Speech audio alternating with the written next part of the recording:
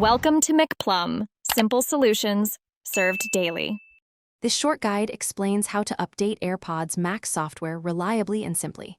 Keep your iPhone on iOS 17 or later and connected to Wi-Fi. Keep AirPods Max connected to power via lightning cable during updates so they stay charged.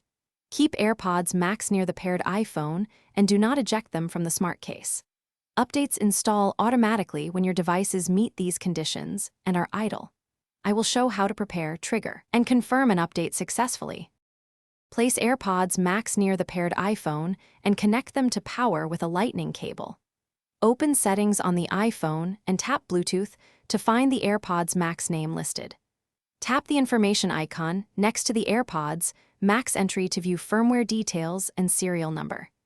Keep both devices idle and connected to Wi-Fi while you wait for automatic installation. If an update is available, it will install when the headphones are charging and the iPhone is nearby and unlocked. Confirm the update by checking the firmware version string in the Bluetooth device details screen. Restart the iPhone and then power off and on the AirPods Max if updates do not start automatically. Reconnect the lightning cable and place the headphones near the unlocked iPhone while the iPhone stays on Wi-Fi.